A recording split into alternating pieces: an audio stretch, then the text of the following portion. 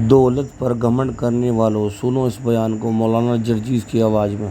बड़े फख्र से एक साहब कहने लगे, जर्जीस साहब, मैंने अपने बेटे को बहुत पढ़ाया लिखाया, आज मेरा बेटा अमेरिका में डॉक्टर है। मैंने कहा वो तुम्हारा पूरा पूरा ख्याल रखता होगा, वो तुम्हारा सर भी दबाता होगा, वो तुम्हारा पैर भी दबाता होगा।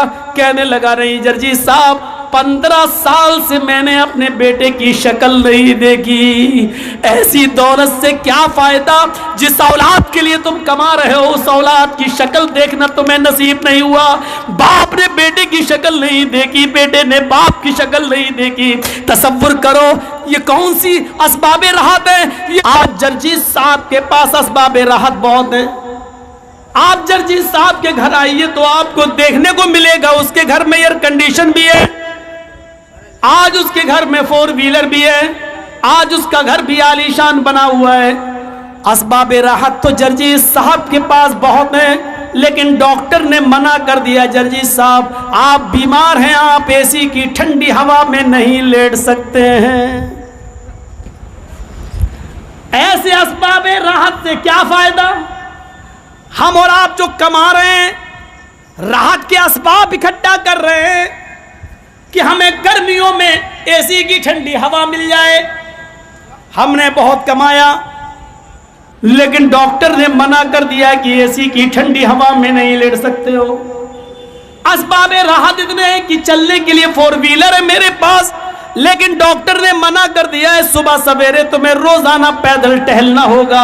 अगर पैदल नहीं टहलोगे, कुछ दूर 2-3 किलोमीटर रोजाना चहलकदमी नहीं करोगे तो तुम्हारे पैर जाम हो जाएंगे। तुम्हें जरूरी है अपने आप को स्ट्रांग रखने के लिए तुम्हें पैदल चलना पड़ेगा।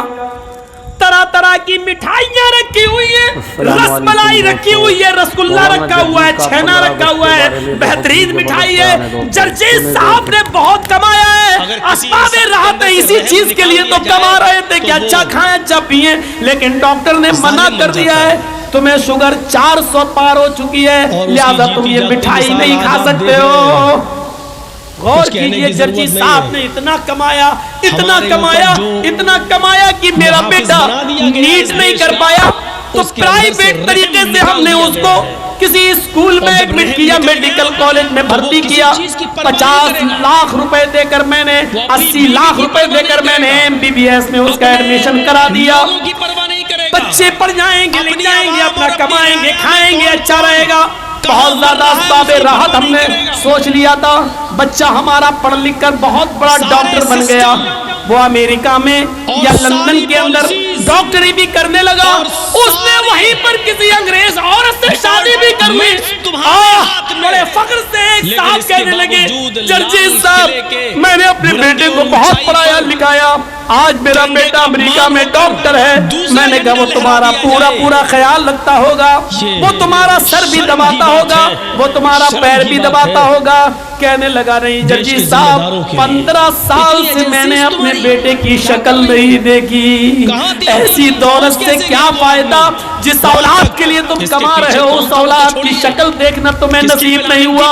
बाप ने बेटे की शक्ल नहीं देखी, बेटे ने बाप की शक्ल नहीं देखी। तसव्वुर करो ये कौन सी असबाबे राहत है, ये कौन सा राहत का सामान है। उस जमाने में लोग एक रोटी खाते थे, लेकिन उनकी औलाद उनकी आंखों के सामने रहती थी, और वो बच्चे भी एक रोटी कमाते थे, लेकिन आधी अपने माँ बाप को खिलाकर अपने माँ बाप की सेवा और खिदमत किया करते थे। तसव्वुर करो मेरे भाइयों, लोग इसी चक्कर में बख्श दिए गए। तसव्वुर कीजिए, वो जो लोग गार में फंस गए थे, उनमें एक आदमी वो था जो ये कह रहा था, कह अल्लाह तू अच्छी तरीके से जानता है कि मैं बकरियों को चराने वाला हूँ, और जब बकरियों को चरा कर घर ले जाता हूँ तो सबसे पहले बकरियों का दूध दोता हूँ। मैं अपने बीवी और बच्चों को नहीं, सबसे पहले अपने माँ बाप को अपनी बकरी का दूध पिलाता हूँ। जब वो सो जाते हैं तो फिर मैं अपनी बीवी और बच्चों को दूध पिलाता हूँ।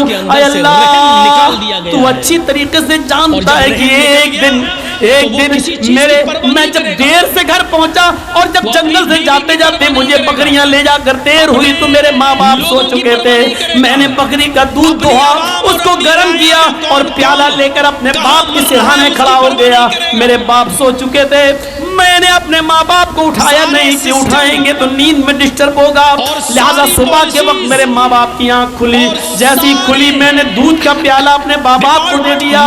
मैंने खुद नहीं पिया, पहले अपने बाप को पिलाया। जब मेरे बाप ने पूरा दूध पी लिया, फिर मैंने अपने बच्चों को और अपनी बीवी को दूध पिलाया। ऐ अल्लाह, अगर मैंने ये काम तेरी रज़ामंदी के लिए, तुझे खुश करने के लिए किया है, तो इस खार कम खोल दे ताकि हम निकल जाएं। उस जमाने में लोग अपने माँ बाप की खिदमत करके अल्लाह से ये कहते थे, अल्लाह मेरी इस परेशानी को दूर कर दे।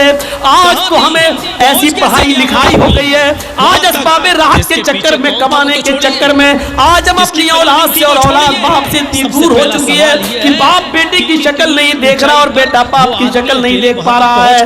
गौर करो, आप ही लोगों में कितने लोग ऐसे हैं जो बेचारे दिल्ली और मुंबई काम करने जा रहे हैं, कितने लोग ऐसे हैं जो इंडिया छोड़कर आज सऊदीया, कुवैत और दुबई में काम कर रहे हैं। 2-2 साल 3-3 साल से ना उन्होंने बाप की माँ की शक्ल देखी, ना औलाद ने माँ बाप की शक्ल देखी, ना माँ बाप ने अपनी औलाद की शक्ल देखी।